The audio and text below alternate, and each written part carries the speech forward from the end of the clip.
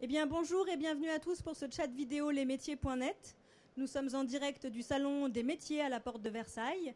Ce chat est retransmis en direct sur le site desmétiers.net et en direct du salon, comme je viens de vous le dire. Il est consacré aux formations qui recrutent en Île-de-France. Donc, pour répondre à toutes vos questions, j'ai avec moi deux invités que je vais vous présenter tout de suite. Donc, Madame Brigitte Collin, qui est déléguée académique aux enseignements techniques. Bonjour. Oui, bonjour Jessica. Donc effectivement, je suis avec vous pour 1 heure pour parler des formations qui recrutent. Donc je me présente un peu plus longuement parce que je suppose que le terme délégué académique aux enseignements techniques, personne ne sait ce que c'est. Donc je vais expliquer. Je travaille en fait auprès d'un recteur, le recteur de l'Académie de Versailles, et je l'aide à mettre en place toutes les formations technologiques et professionnelles qui existent dans l'Académie, que celles-ci se déroulent dans les lycées ou se déroulent dans les centres de formation d'apprentis. Voilà. Merci. À vos côtés, Madame Brigitte Collin, vous êtes directrice régionale adjointe de Pôle emploi Île-de-France, et je me suis trompée, vous êtes Sabine Franz, pardon. Voilà. Je vais y arriver. Effectivement, je suis Sabine Franz, je suis la directrice adjointe auprès du directeur régional de Pôle emploi en Île-de-France. Le Pôle emploi en Île-de-France, c'est un peu plus de 150 agences Pôle emploi qui prend en charge d'une part l'inscription, l'accueil et l'information et l'indemnisation des demandeurs d'emploi, mais également le recrutement des offres d'emploi et puis tous les outils d'aide à la recherche d'emploi, dont l'accès à la formation. Très bien. Bien, merci à toutes les deux. On va passer tout de suite aux questions des internautes. Et puis après, s'il y a des questions dans la salle, on passera un micro pour que les gens puissent poser des questions. Alors, on va peut-être tout de suite poser une question assez générale sur les formations qui recrutent, justement. Mais quelles sont-elles, ces formations qui recrutent, vous demande Grégo. Et vous voulez peut-être répondre, Madame Franz? Je vais commencer et puis Brigitte pourra éventuellement compléter de manière plus précise sur le contenu des formations. Donc les grands domaines qui recrutent, pour nous éclairer, on s'appuie notamment sur une étude de l'INSEE d'octobre 2010. En Île-de-France, 4 grands domaines identifiés: la production, la santé, les sciences et l'informatique. Qu'est-ce qui nous fait dire que ces domaines recrutent? C'est que l'INSEE est allé regarder sur les jeunes qui sont sortis de formation, notamment dans ces 4 domaines, leur taux de chômage au bout d'1 an à l'issue de leur formation. Et ce sont les domaines sur lesquels on constate effectivement le plus faible taux de chômage. Donc quand on parle production, santé, sciences et informatique, on est sur des diplômes de type... on peut être sur les doctorants en sciences, les écoles d'ingénieurs, mais également tout le secteur médico-social. Mais là, peut-être que Brigitte pourra compléter. Le domaine de l'informatique, où là également, il y a différents diplômes et qui peuvent déboucher sur plusieurs postes différents. Et puis tout ce qui est production, parce que c'est un domaine auquel on songe peu, notamment en Île-de-France, mais qui est important, qui permet de nombreux débouchés, ou en tout cas on constate en général moins de 10% de taux de chômage à l'issue de ces formations. Donc il y a des débouchés sur ces secteurs-là en tout cas. Tout à fait. Alors, on est désolé pour le bruit, mais on est en direct du Salon des métiers, donc voilà, ce sont les aléas. Je vais peut-être poursuivre le propos de Sabine, puisque Sabine a parlé de l'emploi, et en fait derrière la question c'était les formations qui recrutent. Oui. Et ce qui fait que nous sommes aussi aujourd'hui ensemble, c'est pour parler des formations qui ne sont pas porteuses de demande sociale. Et le problème que l'on a, c'est que vous avez des besoins d'emploi, vous les évoquez là, Sabine. On a, nous, des comportements d'élèves qui ne font que ceux-ci ne vont pas forcément vers les formations qui sont porteuses d'emploi. Vous parliez tout à l'heure des métiers de la santé. Là, je crois qu'il n'y a pas de souci. Les jeunes sont très intéressés par ces métiers. Ils voient derrière... En termes de formation, ça se traduit par une demande très très forte des jeunes. Sur les métiers industriels, c'est vrai qu'il y a des intérêts un peu plus marqués de la part des jeunes. Néanmoins, vous le dites, il y a de l'emploi. Donc on aura sans doute l'occasion de présenter les diplômes qui sont porteurs dans les établissements qui existent, qui sont porteurs d'emploi. Donc il y a des emplois et il y a des formations. Il y a des emplois, avec de la place. Il y a des formations et quelquefois des formations qui n'accueillent pas le nombre d'élèves qu'on attend par rapport aux exigences de l'emploi. Oui, c'est ça. Souvent, le problème, c'est qu'il reste des places vacantes. C'est ça? Enfin, c'est dommage, en tout cas, sur des secteurs qui recrutent. Ouais, c'est-à-dire, oui, on a des comportements un petit peu... comment dirais-je? Et les jeunes ont des comportements ils se dirigent vers des formations de manière un petit peu en groupe. À l'heure qu'il est, la demande sociale se porte vraiment vers les formations commerciales dans le domaine tertiaire ou sur les formations du domaine de l'électrotechnique pour parler de l'industriel. Or, il y a une diversité de métiers et dans le tertiaire et dans l'industriel, vers lequel, sans doute par méconnaissance, sans doute parce qu'on est encore sur des représentations qui ne sont plus la réalité de nos métiers d'aujourd'hui, vers lesquels ils ne se dirigent pas. Pour compléter ce que oui, dit Brigitte, c'est vrai que notamment le fait d'être en région Île-de-France fait que les jeunes, mais tout comme leurs parents, oublient qu'il y a de l'industrie, ce qui peut paraître surprenant quand on est en plein cœur de Paris, mais l'Île-de-France, c'est 8 départements, c'est 3 académies. Si on parle des jeunes, c'est donc un nombre d'entreprises et notamment d'entreprises industrielles qui recrutent. Et c'est vrai que quand on est dans cette région, on n'y pense pas forcément au premier coup. Et c'est pas forcément là où on a la tentation d'aller rechercher. Donc c'est vrai qu'une initiative comme le salon aujourd'hui, ça permet d'ouvrir des perspectives. C'est conforté effectivement par le fait qu'au-delà des études que j'indiquais, on interroge également à Pôle emploi les entreprises sur leurs perspectives d'embauche. Oui. Et là aussi, on constate qu'il y a des besoins en la matière, qu'il y a des besoins dans toutes les régions, mais notamment en Île-de-France, puisque nos enquêtes sont régionales. Et donc, en région Île-de-France, on a effectivement, au-delà des places en formation, derrière des entreprises qui recrutent. Alors justement, vous parlez d'études sur l'emploi. Babado vous demande si chaque année, ce sont les mêmes formations qui recrutent ou est-ce que vous constatez des changements? Alors, Madame Franz, oui.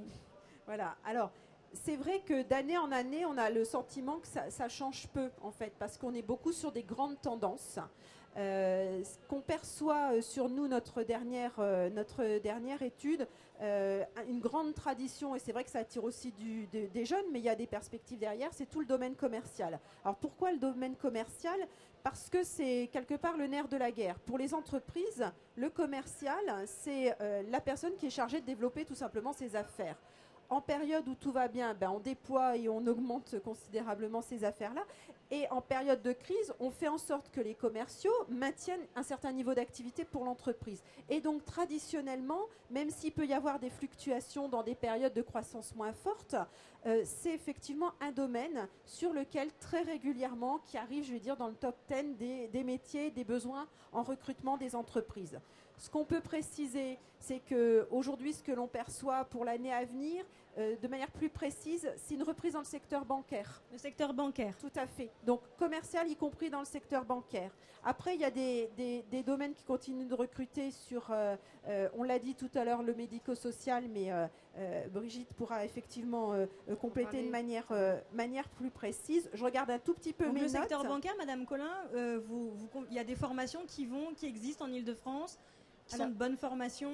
On a effectivement des formations qui sont spécialisées dans le domaine de la banque. Ça existe. Il y a à la fois des lycées et des CFA qui en proposent. Mais on a aussi des formations qui ne sont pas spécialisées dans le domaine de la vente. Vous parliez tout à l'heure du domaine commercial. Oui. Des formations commerciales qui sont des formations transversales, mais qui permettent d'occuper des emplois aussi bien dans le domaine bancaire que dans d'autres domaines. Oui, on n'est pas obligé de faire une formation dédiée à la banque, au secteur bancaire.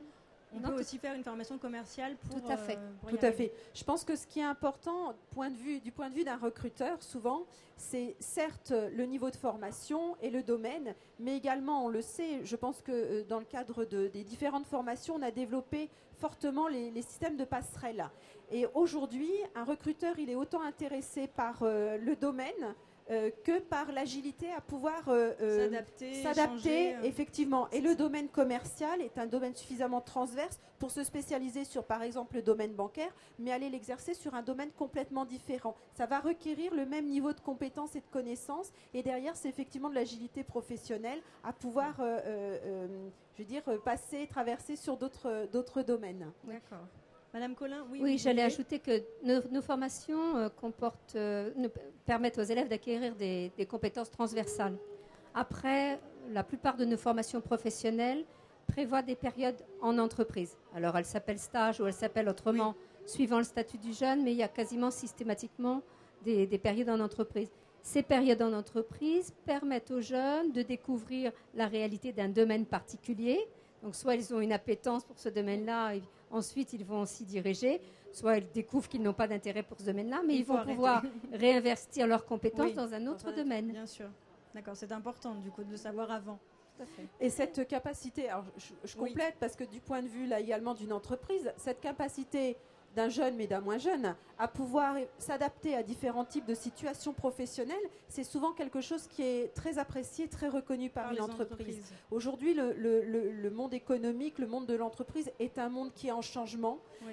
Et sur des rythmes de changement qui ne sont plus du tout les rythmes qu'on a connus il y a 10 ans, il y a 15 ans ou il y a 20 ans.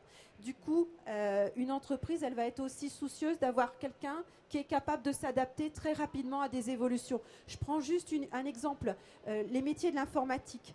À un moment donné, on peut être surpris de se dire qu'il y a encore des perspectives de recrutement dans l'informatique. Mais quand on voit qu'aujourd'hui, tout le monde a son messagerie Internet dans sa poche, peut regarder la télé à n'importe quel endroit, derrière, il y a bien des métiers qui ont évolué sur des durées très courtes. Donc l'informatique, oui, mais toujours être en tout cas prêt à s'adapter aux nouveautés. Et il y en a beaucoup, c'est sûr. Justement, on parle de toutes ces formations. Est-ce que Lucas vous demande s'il existe un site internet qui recense les formations diverses en Île-de-France? Alors, est-ce qu'on peut lui donner des adresses de sites internet? Est-ce que sur Pôle emploi, on peut trouver des formations? Alors, Pôle emploi, je vais dire Pôle emploi parce que ça va aller plus vite, c'est l'emploi. C'est les offres d'emploi d'abord sur le site. On ne pourra pas trouver d'infos sur les formations? Il peut y avoir des infos, mais souvent des liens pour envoyer vers d'autres sites. Et là, je vais peut-être laisser Brigitte qui va préciser sur les sites. Voilà, Madame Collin. Nous sommes à métier.net. Il s'agit simplement d'aller sur le site de métier.net pour découvrir les formations de la région Île-de-France. Et puis, nous sommes en région Île-de-France, donc la région elle-même a un site sur lequel elle présente les formations qui sont dispensées dans l'ensemble des sites de formation. Ensuite, bien sûr, ces formations, vous l'avez dit tout à l'heure, ça correspond à l'Île-de-France, c'est 3 académies différentes. Oui. Chaque académie elle-même a son site.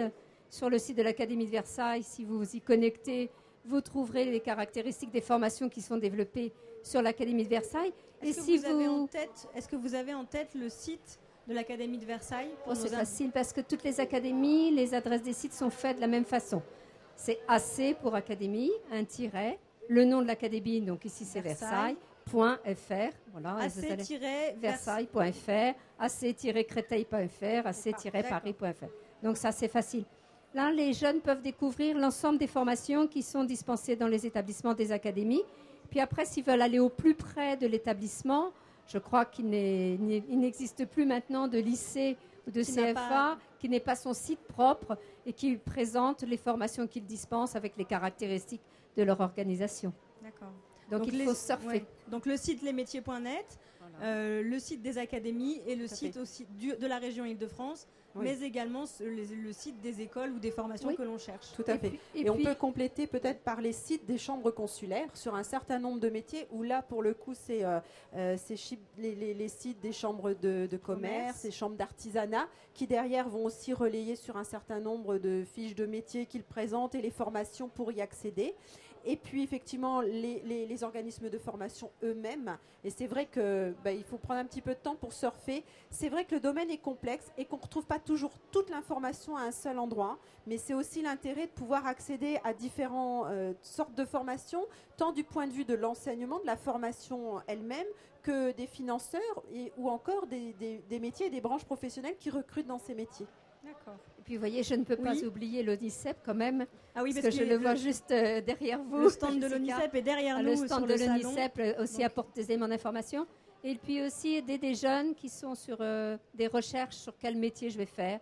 Il apporte des informations sur les caractéristiques des métiers et de quelle manière, quels sont les diplômes qu'ils peuvent y préparer et quelle est la réalité de ce métier. D'accord, donc toutes ces informations sur les différents sites qu'on a cités, et il y en a beaucoup. Alors, une question de Crapoto, un pseudo plutôt original. Que pensez-vous du contrat en alternance? Est-ce que le risque n'est pas que je sois formée pour et par une seule entreprise? Et est-ce qu'après, je pourrais évoluer dans d'autres entreprises, se demande Crapoto.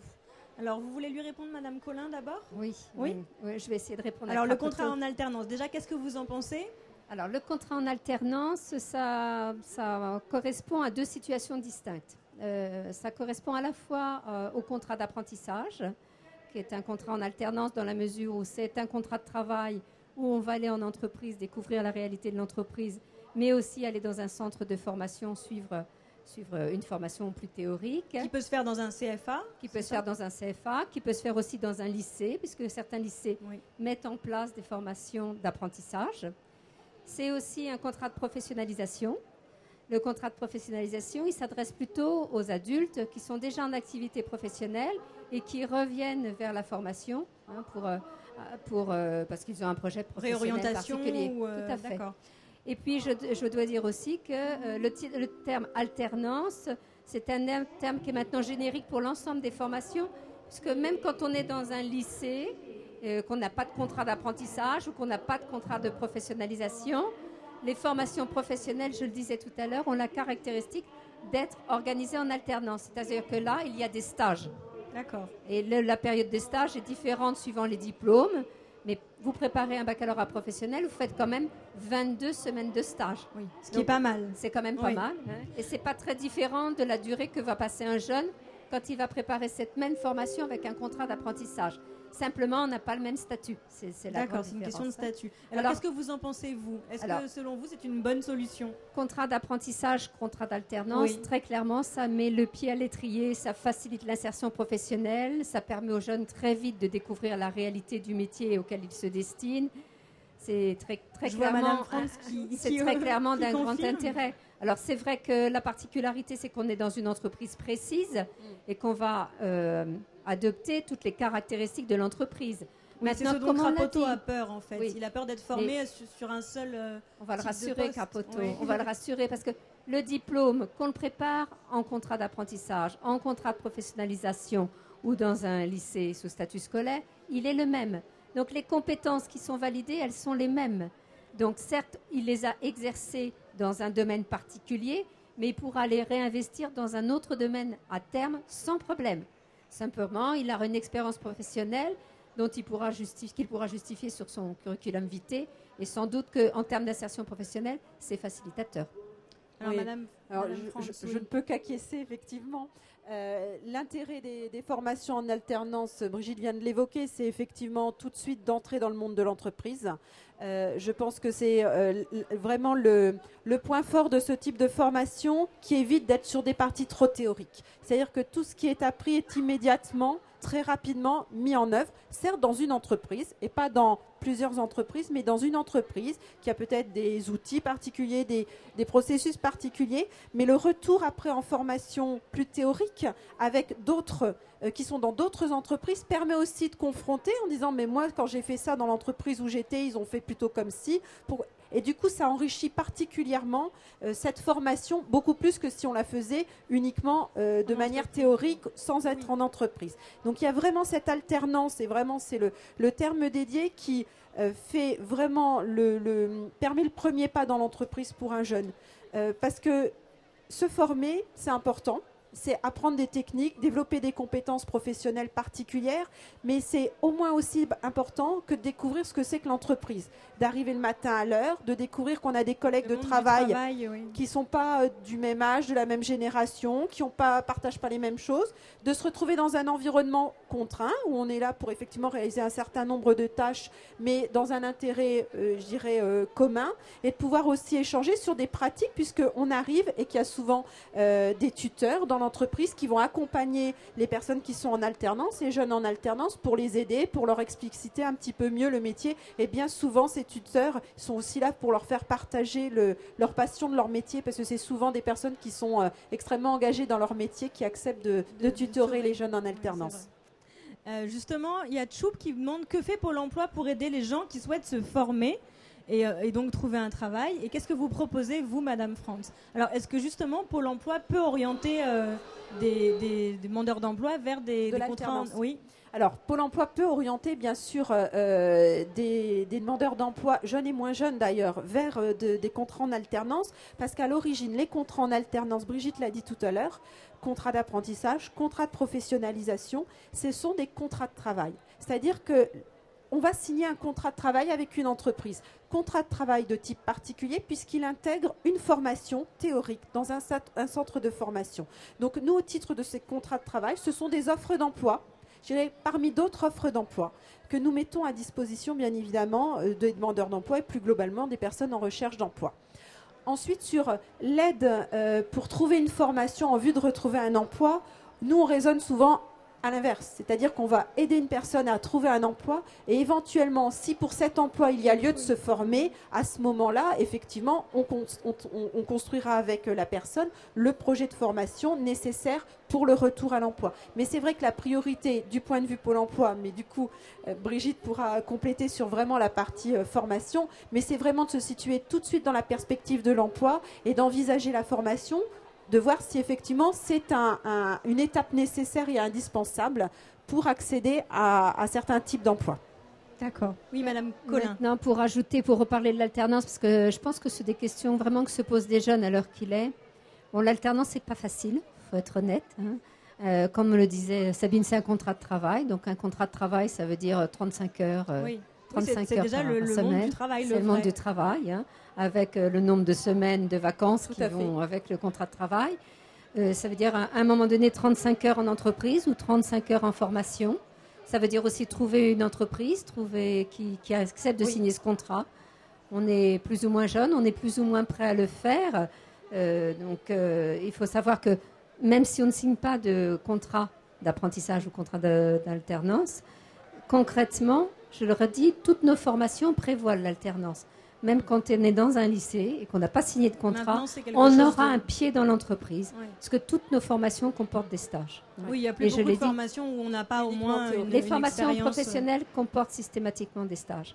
Maintenant, pour aider les jeunes, parce qu'on est très conscient que c'est facilitateur par rapport à l'insertion professionnelle alternant, le contrat d'apprentissage ou le contrat de professionnalisation.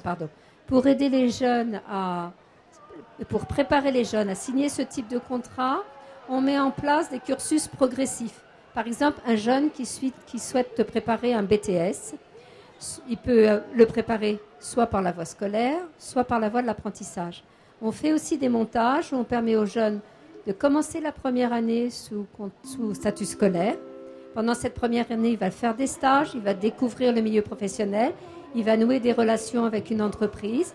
Et on lui permettra, dans certains établissements, de finir sa formation en deuxième année avec un contrat d'apprentissage. D'accord. C'est-à-dire qu'il signe son contrat qu'en deuxième année. Il a eu le temps de préparer, de trouver l'entreprise, de se faire apprécier de l'entreprise aussi pour qu'elle lui signe le contrat.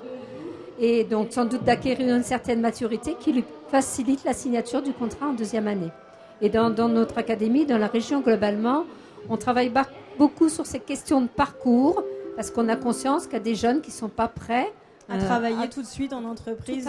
C'est vrai que ce n'est pas toujours évident, mais que c'est important. Oui, vous vouliez ajouter quelque chose ? Non, pardon, j'ai cru. Très, très clair. Alors, vous parliez des BTS. Alors, ça va être une question un peu générale et qui va reprendre ce qu'on a dit au début, mais il faut le répéter, j'ai l'impression. On vous demande si vous pouvez donner des BTS qui recrutent en Île-de-France. Alors, est-ce que déjà, c'est les secteurs dont on a parlé au début, j'imagine ? Est-ce que vous avez des... J'ai là mes petites notes, mes anti-sèches. Je suis en train de regarder. Sur les BTS. Justement, sur les BTS qui recrutent, je suis en train de regarder que tout ce qui est DUT, BTS de la production, c'est moins de 10% de taux de chômage à l'issue de ces formations-là. Donc la production. Tout ce qui est production. Alors, peut-être que Brigitte peut compléter sur le contenu des différents BTS de production qui peuvent exister. Qu'est-ce que c'est déjà BTS de production ? Enfin, déjà peut-être... Justement. Alors, je pense que Sabine évoque ici les BTS du domaine industriel. Alors, c'est vrai qu'ils sont nombreux. Alors, j'ai un peu peur quand on me propose de les décliner parce que il y en a je risque un petit peu d'être long. On n'a pas le temps, je vous rassure. Il n'y en a pas le temps de faire vous demander de tous les décliner. Non, mais il y a des domaines qui sont... Enfin, d'une manière générale, j'allais dire, quand un BTS existe, c'est que derrière, il correspond à des emplois bien précis. Donc, mais il y a des secteurs qui sont un petit peu plus délaissés par nos jeunes. Je pense au secteur du domaine du génie mécanique en particulier. Et on le sait, on a certains établissements qui ont ces formations. On a les entreprises à notre porte pour demander à ce qu'on ait des jeunes de manière à ce qu'ils puissent les recruter derrière. Et quand on arrive à voir ces jeunes, quelquefois, ils sont tentés de ne pas finir leur parcours tellement on les attend en termes d'emploi. Alors, je pense à le domaine du génie mécanique en particulier. Je pense au domaine de la microtechnique, qui est un autre domaine qui est aussi très recherché. Je pense au domaine de la conception industrielle. Je pense au domaine de la maintenance industrielle. Oui. Alors, je ne sais pas si on se rejoint. J'en ai d'autres, effectivement. Tout ce qui est transformation des métaux, industrie mécanique, tout ce qui relève, vous l'avez évoqué, Brigitte, la précision, les instruments de mesure de santé. On sait que c'est particulièrement d'actualité. Et effectivement, les entreprises sont tentées d'aller tout de suite recruter les jeunes avant même la fin de leur cursus de formation. Tout ce qui tourne aussi autour de l'équipement, les machines, les systèmes de production, les composants. Voilà, c'est vrai que c'est un monde industriel, c'est un monde sur lequel il faut dépasser un peu les a priori oui. qu'on peut avoir ou auxquels on ne songe pas, qui semblent un peu inconnus, mais pour lequel effectivement il y a des possibilités des débouchés, du travail. Oui, voilà. Tout à fait. Donc ça c'est la production, donc l'industrie, et ça existe en Île-de-France, c'est ce qu'on disait tout à l'heure. Contrairement à ce qu'on pourrait penser, il n'y a pas que des services en Île-de-France. J'ai un chiffre qui vient illustrer ça, c'est que l'Île-de-France, la région Île-de-France, représente 1/5 de ces métiers en France. D'accord. Oui, j'ai aussi 20% de ces métiers sont en Île-de-France. Ce à quoi on n'a pas du tout, auquel on ne songe pas, parce que quand on est en Île-de-France, ce que je disais tout à l'heure, c'est pas du tout des métiers auxquels on songe. On va plutôt y penser quand on est sur des bassins industriels, en province, dans des grandes villes de province, mais l'Île-de-France, c'est 20% de ces métiers du national. D'accord, donc il faut y penser. Oui, avant de venir vous voir, j'ai regardé aussi quelques données chiffrées.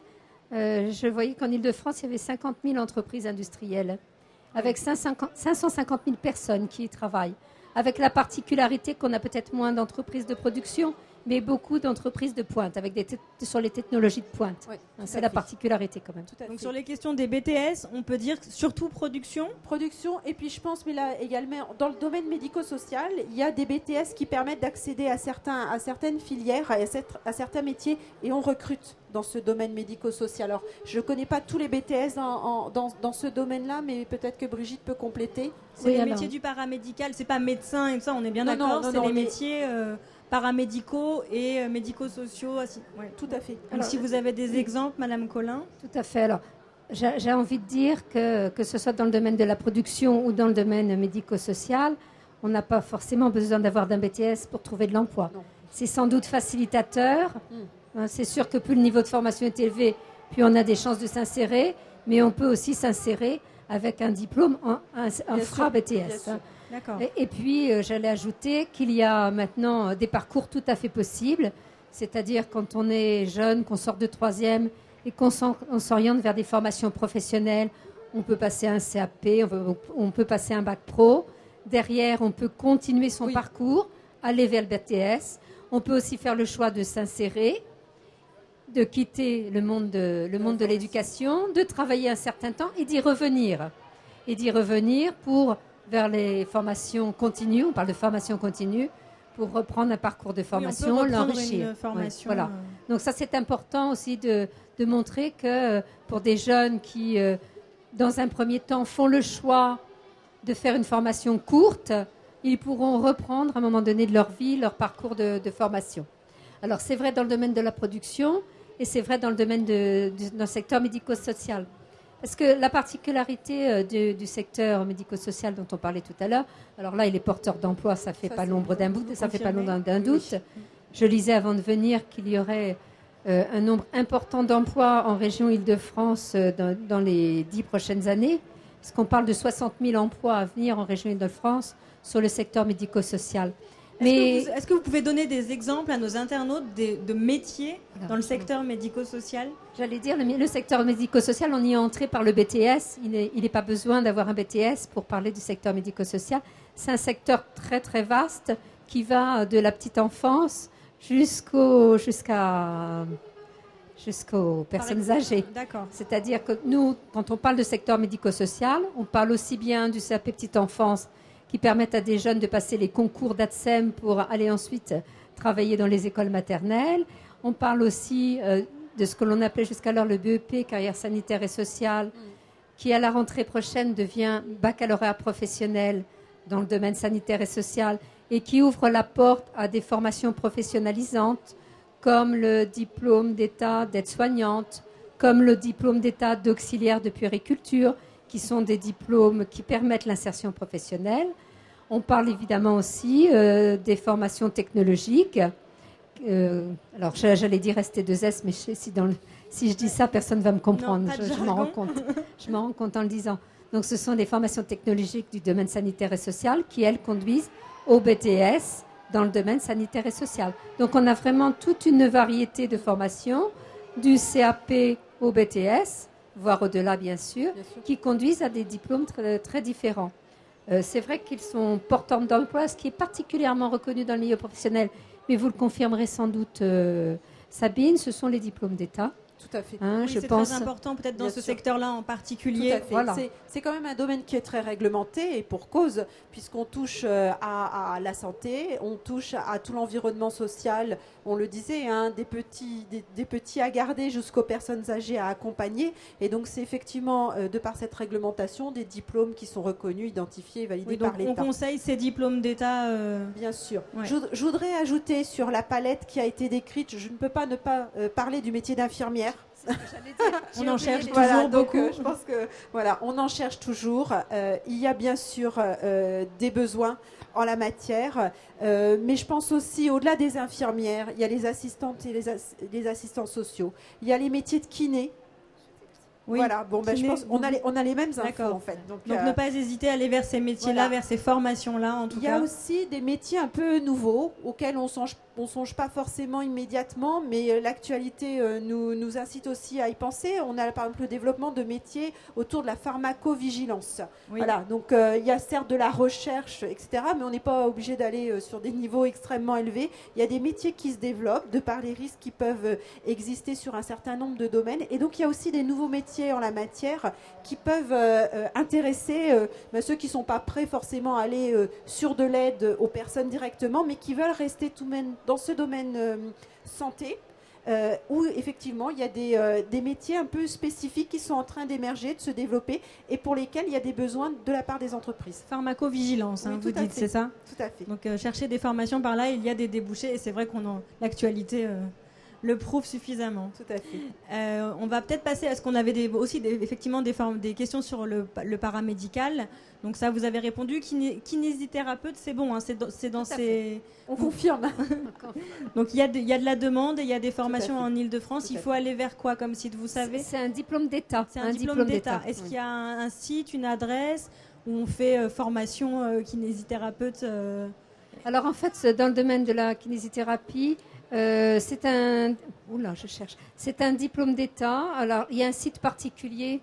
Je l'ai cherché ce matin avant de venir. Il s'agit simplement de taper sur un moteur de recherche. École de formation kinésithérapeute. d'État. Oui, tout à Ouais, fait. d'accord. Voilà. Ok. On a d'autres questions parce qu'on va sortir un peu de la production et du paramédical. Il y a Julien qui dit bonjour, je suis à la recherche d'une formation qualifiante pour le métier de charpentier. Il dit qu'il a 25 ans et qu'il demeure dans le Val d'Oise. Il dit aussi qu'il est mobile et qu'il peut changer. Est-ce que sur cette question des charpentiers, est-ce qu'on en cherche en Ile-de-France? Est-ce qu'il existe des formations ou est-ce que c'est Alors, Julien? Oui, c'est une c'est question de Julien sur le métier de charpentier. Je pense qu'il a une bonne idée, Julien, de vouloir faire charpentier, parce que c'est un métier qui est porteur d'emploi, et c'est un métier qui s'inscrit dans le domaine du bois. Et c'est vrai que, bon, vous savez, on parle beaucoup de développement durable, que tous les métiers autour de la filière bois sont des métiers qui ont un avenir certain. Donc on peut qu'encourager Julien dans son projet. Alors, savoir exactement, il y a une formation dans le Val d'Oise. Là, j'avoue que je ne le sais pas, mais on a donné tout à l'heure une liste de sites. Oui, il peut trouver des informations. Oui, on va D'ailleurs, inviter je rectifie, Julien. j'ai dit les métiers.fr tout à l'heure, je me suis trompée. C'était évidemment lesmétiers.net, évidemment. Je m'en suis aperçue après, mais je préfère leur dire maintenant. Donc, Alors, lesmétiers.net. juste, j'ai été regarder également, j'ai pas encore eu le temps de faire le tour du salon, mais je sais qu'il y a un stand charpenterie sur le Au salon des là. métiers, là, porte Tout de à fait. Versailles. Donc ce serait bien que Julien puisse Venir. du coup venir s'y rendre. Et ce que j'avais eu comme information, je n'ai pas les adresses, mais peut-être que sur le stand, ils peuvent les communiquer ou trouver effectivement l'information sur lesformations.net. Il y a 5 centres de formation charpenterie en Ile-de-France. Je ne garantis pas qu'il y en a un dans le Val d'Oise, mais en tout cas, il y en a 5 dans la région. Donc ça vaut le coup d'aller surfer sur le site et puis peut-être également d'aller sur le stand ici. Oui. Donc vous confirmez aussi que ce métier-là voilà, a des débouchés et qu'il peut s'orienter vers, Tout à fait. vers cette filière. Là où on en est de notre échange, juste en termes de recrutement et d'embauche, il y a certes des domaines qui recrutent et on démultiplie ses chances quand on se forme et qu'on recherche un emploi là où il y a des besoins. Mais je voudrais aussi tout de même dire, et je pense que Brigitte sera d'accord avec moi, quand on a une passion, quand on a un métier qu'on veut absolument faire, même si on se dit mais il n'y a pas de débouché, si vraiment on est motivé, qu'on a envie de le faire, faut pas gâcher ça. Enfin, je pense qu'un recruteur, il suffit quand on est candidat d'avoir une offre d'emploi et pas non plus 150 000 offres d'emploi.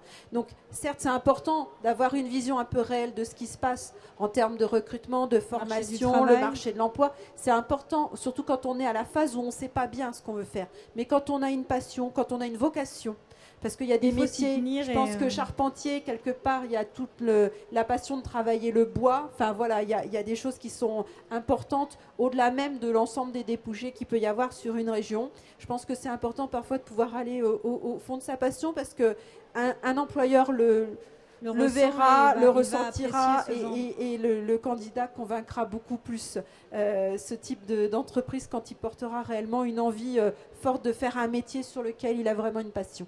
Donc les débouchés, oui, mais garder sa passion. C'est vraiment quand on a une vocation, la laissez pas tomber. Très bien, c'est rassurant. Alors on a une question d'Olivia qui rebondit sur ce que vous avez dit sur les métiers en lien avec l'environnement. Elle demande est-ce que vous connaissez des formations qui débouchent sur des métiers en lien avec l'environnement et le développement durable? Est-ce que vous avez des idées déjà de métiers et de formations, à part charpentier bien sûr? C'est un domaine qui est très très nouveau, qui émerge beaucoup, tout n'est pas stabilisé. Il y a beaucoup d'entreprises, notamment des grosses entreprises, qui développent tout l'aspect développement durable, c'est-à-dire qui recrutent au sein de leur organisation des personnes qui vont les aider à justement développer cette thématique-là dans leur entreprise. Tout à fait, de la mettre en avant. Alors après, c'est vrai que c'est assez hétérogène aujourd'hui en termes d'offres d'emploi. Moi, j'ai pas d'éléments comptabilisés sur ces recrutements. Par contre, en termes de formation, je ne sais pas si là aussi, je pense que ça émerge et que les choses sont encore en train de s'affiner. Alors nous, sur la question du développement durable, par exemple, on n'a pas de formation propre au développement durable. Par contre, dans toutes les formations que l'on dispense, on sensibilise les élèves à la question du développement durable. Il n'y a pas de formation spécifique, mais ils ont tous ces sensibilités au sortir de la formation. D'accord. Mais en tout cas, les entreprises cherchent ce genre de profil qui aurait... C'est ça, c'est-à-dire que souvent les entreprises sont de plus en plus sensibles.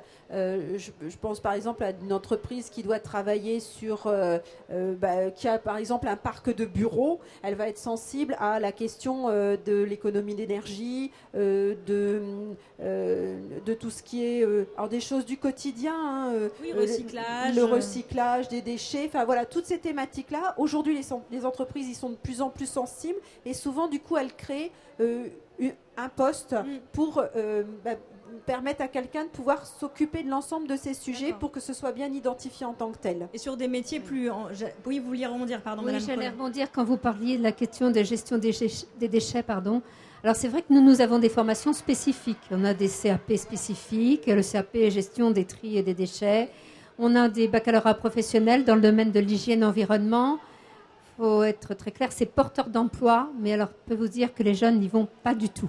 D'abord parce que c'est dommage, c'est ça du coup? C'est tout à fait dommage parce que je pense que les intitulés ne font pas rêver. Je pense qu'on est sur des représentations et c'est vrai que dans certains établissements, on se demande si on va faire perdurer la formation parce que concrètement, les jeunes n'y viennent. Il faut changer les intitulés. Oui. Si c'est ça qui ne fait pas rêver, c'est trop bête.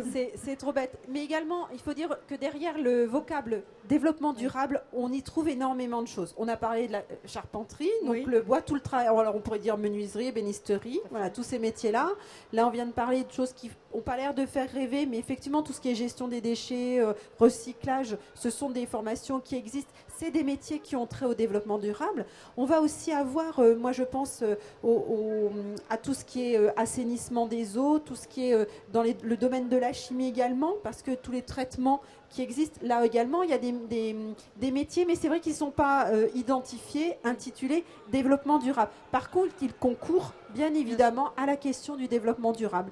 Donc peut-être un effort de terminologie, il faudra qu'on y réfléchisse. Il faut trouver des termes qui fassent plus rêver les jeunes pour qu'ils aillent vers ces métiers-là. Alors d'autres métiers encore, on a Caro qui demande, elle dit qu'elle a entendu parler de l'école Grégoire Ferrandi, elle dit qu'elle rêve de devenir pâtissier chocolatier, et elle demande est-ce que c'est difficile de rentrer dans cette école. Alors déjà, est-ce que vous connaissez l'école Grégoire Ferrandi ? Est-ce qu'elle s'est pas trompée pour devenir pâtissier chocolatier ? C'est bien la bonne école ? C'est une école, oui, c'est une école qui est sur l'Académie de Paris, oui. D'accord. Et est-ce que c'est difficile d'y rentrer ? Est-ce que vous savez s'il y a un concours Là, je vais inviter Caro à aller sur le site de l'école parce que je ne connais pas du tout les conditions d'entrée. Je risque de lui dire des bêtises. Bon, très clairement, par contre, on peut inviter Caro à essayer de faire ce qu'elle a envie de faire parce qu'elle a l'air d'avoir une vraie motivation. C'est un beau métier, c'est ce que vous disiez. Oui. C'est effectivement un très très beau métier. En termes d'emploi, elle ne prend aucun risque. Et puis, je pense que vous avez fait un petit peu le tour de salon. On a vu qu'il y a les Olympiades des métiers un petit peu plus loin. Avant de venir ici, je faisais le tour et je regardais les productions qu'ont fait les pâtissiers. Ça donne vraiment envie. C'est un beau métier. Oui, tout à fait. Vous confirmez, vous, Madame Franz, que le pâtissier chocolatier, en tout cas, c'est un secteur, les métiers de bouche, qui recrutent. Les métiers de bouche, c'est des métiers effectivement qui sont des métiers de proximité, qui existeront toujours, qu'on ne pourra pas délocaliser, dont on a besoin, qui effectivement attirent. Je vois, j'y pensais dernièrement, on a toujours des besoins en recrutement de cuisiniers. Et je faisais le parallèle entre toutes les émissions qu'on peut voir sur les concours de cuisine et sur des personnes qui sont complètement motivées, passionnées par ce métier. Et c'est vrai que voilà, c'est ce type de métier sur lequel il y a des vrais passionnés, il y a des vrais besoins. Alors après, il ne faut pas non plus être dans le, comment dirais-je, sur un nuage. C'est-à-dire que c'est aussi des métiers difficiles. Oui, puis on ne devient pas tous chef cuistot d'un 3 étoiles. On n'est pas tous des chefs 3 étoiles, malheureusement.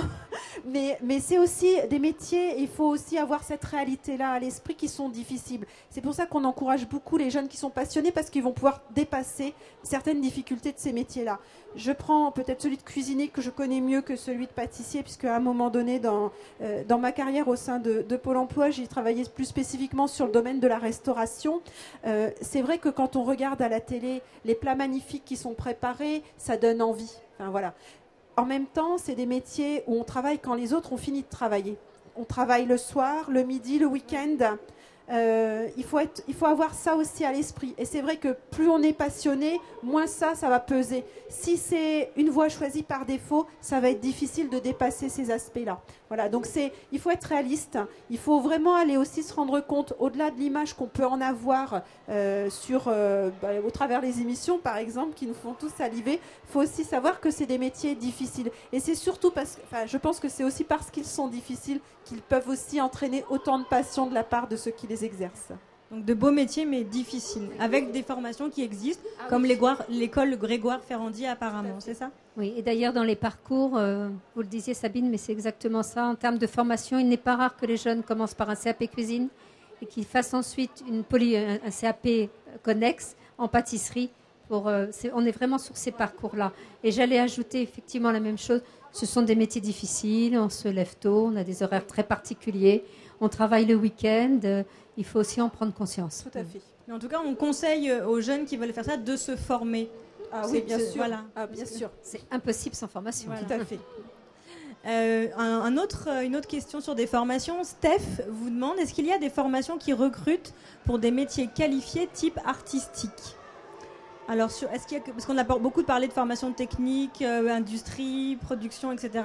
Mais sur la partie artistique, est-ce que vous avez en tête des formations ?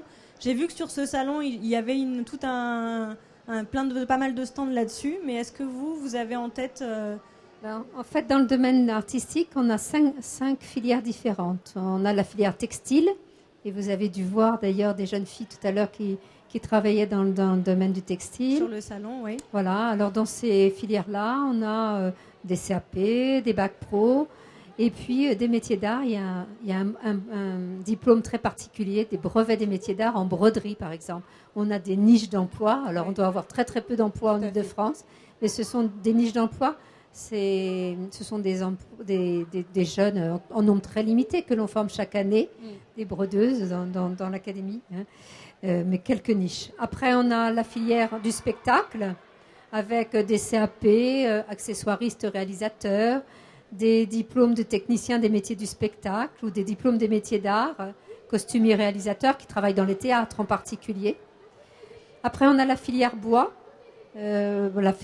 avec dans les domaines des arts, l'ébénisterie. L'ébénisterie dont on parlait tout à l'heure. Le CAP ébéniste qui existe, le BMA ébéniste et le DMA ébéniste. C'est-à-dire que dans le domaine des arts, comme pour les autres formations, on a des parcours possibles du niveau 5 de formation au niveau 3. Et alors là, est-ce que ce ne sont pas des secteurs où c'est un petit peu plus difficile de trouver C'est souvent des secteurs sur lesquels, par exemple, Pôle emploi est très peu positionné. Parce que c'est des secteurs sur lesquels on ne recrute pas comme on recrute un boulanger ou comme on va recruter quelqu'un sur de la vente. Hein, donc, c'est des domaines. Alors, il y a des niches. On parlait de la broderie. Forcément, en plus, en Île-de-France, les maisons de luxe font qu'il y a quelques emplois sur des nombres très limités. Il faut faire partie des meilleurs dans ces cas-là. Il faut faire partie des meilleurs, il faut être passé par ces écoles-là pour pouvoir être repéré. Et il y a des contacts directs entre les maisons qui vont pouvoir recruter et puis ces écoles de formation qui sont sur, je vais dire, le top de la formation en la matière.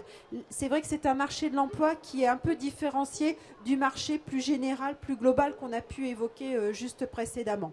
Je pense également au spectacle. Alors c'est vrai que la spécificité de Pôle emploi en Île-de-France, c'est d'avoir une agence sur spectacle, tout à fait, à Paris, rue de Malte. Donc on peut procurer un certain nombre d'informations et trouver des offres d'emploi. C'est une agence dédiée, il n'y a pas de site internet dédié. Il y a un site également dédié. D'accord. Vous me posez une colle. Excusez-moi. Mais par contre, on peut y accéder par pôle emploi.fr et vous trouverez effectivement après le lien pour y accéder. Mais il est vrai que c'est pas du tout les mêmes modalités de recrutement, en tout cas de diffusion d'offres d'emploi. On est vraiment sur un champ un peu atypique par rapport au marché de l'emploi classique, je dirais. D'accord. Alors vous avez une agence spécialisée. Nous avons des lycées spécialisés que l'on appelle lycées des métiers. D'accord. Et qui justement travaillent en partenariat étroit avec le monde professionnel, forcément, et qui proposent vraiment tout le parcours de formation aux jeunes. Hein. D'accord, donc on peut trouver des formations sur les métiers artistiques en tapant lycée des métiers. Lycée des métiers du spectacle, lycée des métiers du bois, vous allez avoir des réponses en tapant ça sur un moteur de recherche. Typiquement, vous savez si par exemple l'école des Gobelins est une école qui serait liée à des métiers du spectacle? Vous me posez des cols, vous savez, je ne suis qu'à Versailles. Je ne suis désolée. Ah oui, c'est vrai, Versailles. Alors, on a quelqu'un qui veut revenir sur un point que vous avez évoqué tout à l'heure. C'est Bertrand. Il dit, vous précisez que l'informatique recrute. Est-ce que vous en êtes sûr? Et si oui, sur quel métier? Alors, Bertrand a un doute apparemment. Bertrand doute. Je vais essayer d'éclairer, de rassurer Bertrand en reprenant mes petites notes sur le sujet. C'est vrai qu'il y a eu une période où il y a eu moins un fléchissement des recrutements dans le domaine informatique. Aujourd'hui, on s'aperçoit que dans un grand nombre d'entreprises, il y a de nouveaux projets informatiques qui se mettent en place et qui sont en train de monter en puissance avec des recrutements. Alors, je ne suis pas du domaine, c'est pour ça que je me permets de lire un petit peu mes notes. Beaucoup de recrutements identifiés pour les équipes d'ingénieurs spécialisés dans les technologies, les langages de programmation pointus, Java, C2+, PHP.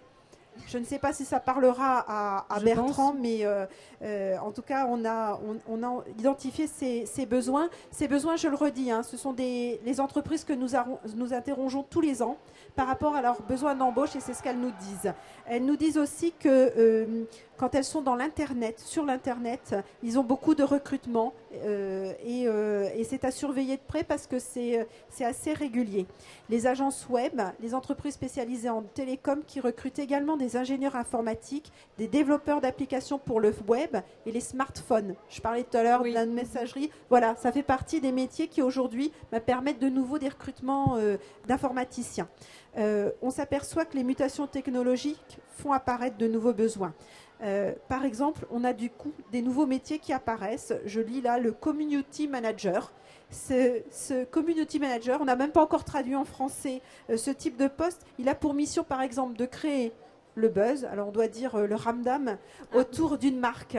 Ça fait partie des postes aujourd'hui qui sont ouverts au recrutement et qui sont ouverts au recrutement de profils informatiques. Bien évidemment, tout ce qui est réseaux sociaux aussi. On voit que les entreprises développent de plus en plus leur attractivité au travers les réseaux sociaux. Je ne vais pas les citer, je pense que tout le monde ici les connaît. Et donc, du coup, ces entreprises, elles ont besoin d'informaticiens pour y travailler. Donc on peut rassurer Bertrand, oui, le secteur de l'informatique recrute. J'espère qu'il sera rassuré. J'ai encore les développeurs web 2.0, Java, administrateurs réseau, techniciens système. Ce sont des profils que les entreprises là nous ont dit avoir besoin de recruter dans l'année à venir. Et du coup, côté formation, vous confirmez qu'il y a des formations et qu'il y a des places dans ces formations? Tout à fait. Il y a des formations spécialisées. Alors, dans les lycées, évidemment, au niveau des BTS, avec le BTS informatique de gestion, pour ne citer que celui-ci. Et en université, sans doute, on offre des formations à des jeunes qui souhaitent s'intéresser à ces domaines. À l'université aussi, oui, effectivement, on peut trouver des formations informatiques. Alors, un tout autre sujet, Laure vous demande sur le secteur de la distribution. Elle dit qu'on lui a dit que le secteur recrutait. Et est-ce que vous connaissez, vous, des formations pour devenir responsable d'un magasin type hypermarché? Est-ce que la distribution est un secteur porteur, Madame Franz? Alors, la distribution, c'est un secteur qui recrute traditionnellement. C'est vraiment effectivement des offres d'emploi qu'au sein de Pôle emploi, nous, on a très régulièrement en Ile-de-France comme d'autres régions. C'est un métier sur lequel souvent les jeunes font leurs premières expériences.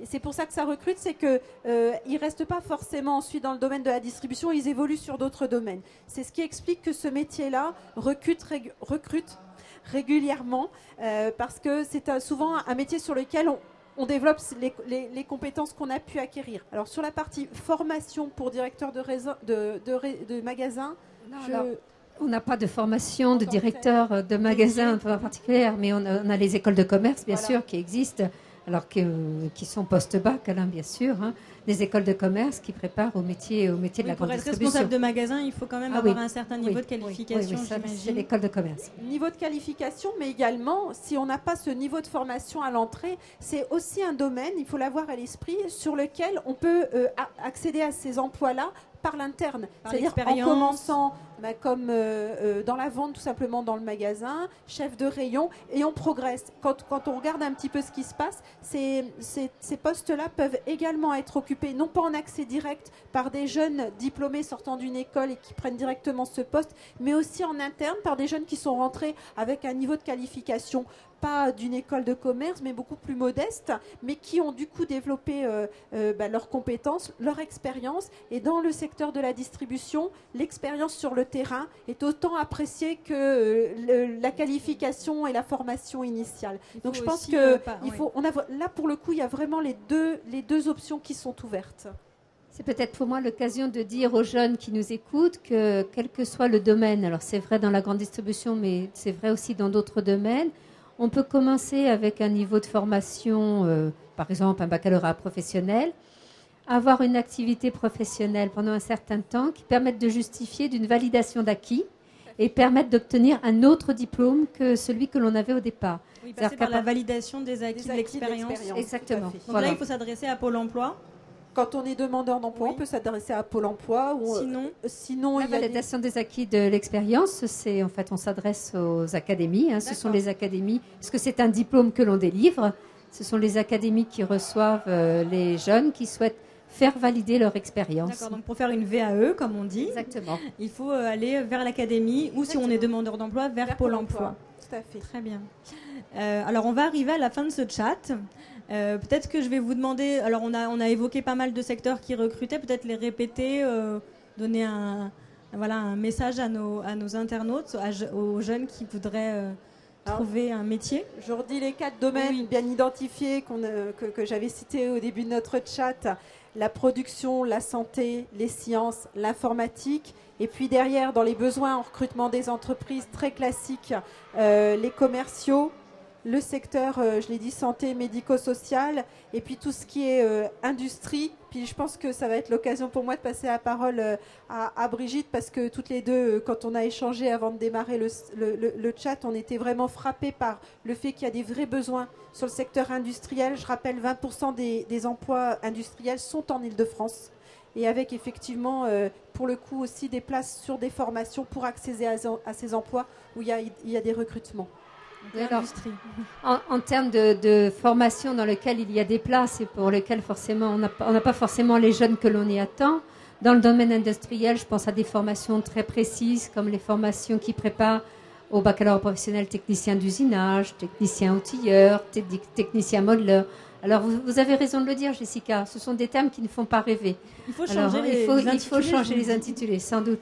Mais c'est un peu dommage d'avoir les entreprises qui attendent ces jeunes formés et concrètement, nous, d'avoir l'appareil et l'outil de formation et de ne pas avoir les jeunes qui viennent vers les emplois, qui se précipitent un peu trop, sans doute, vers les métiers commerciaux parce qu'ils méconnaissent la réalité de la difficulté de ces métiers commerciaux et qu'ils seront sans doute des désillusions, par contre, quand ils les exerceront. Hein. Donc, c'est dommage. Je pense qu'il faut qu'on travaille sur les représentations. Travailler dans le métier de l'industrie, c'est plus être en bleu forcément et la main dans le cambouis. Excusez-moi, c'est autre chose. On peut aussi être dans les métiers industriels et avoir la bouche blanche. Donc je crois qu'il faut. Moi, j'ai envie de leur dire, dans les jours qui viennent, les établissements vont ouvrir leurs portes. Il va y avoir des journées de portes ouvertes partout. Allez voir, allez découvrir des métiers, des formations auxquelles vous ne pensiez pas du tout. N'allez pas systématiquement au plus près de chez vous. N'allez pas systématiquement suivre votre ami. Allez découvrir. Regardez ce qui se passe. Regardez ce qu'on fait dans les écoles. Et vous aurez peut-être une ouverture vers des métiers que vous n'avez pas imaginés. Moi, quand je me suis présentée au début, je vous ai dit je suis DAET. Vous m'avez dit c'est quoi DAET? C'est quoi la DAET? Je peux vous assurer que quand j'avais 15 ans, je ne savais pas ce que c'était. Je ne rêvais pas d'être DAET. Et pourtant, je peux vous assurer que je suis épanouie dans mon métier. Simplement, j'ai découvert au fur et à mesure de mon histoire des métiers que je ne connaissais pas. Donc je ne peux qu'inviter les jeunes à aller voir. Les lycées ouvrent leurs portes, allez voir ce qu'ils font. Et découvrez autre chose. Sortez des sentiers battus. D'accord. Eh bien, je vous remercie toutes les deux pour avoir répondu à nos internautes. Je remercie également nos internautes d'avoir posé des questions. J'espère qu'ils ont obtenu les réponses qu'ils souhaitaient. Et je vous dis à bientôt. Merci beaucoup. Au revoir. Au revoir.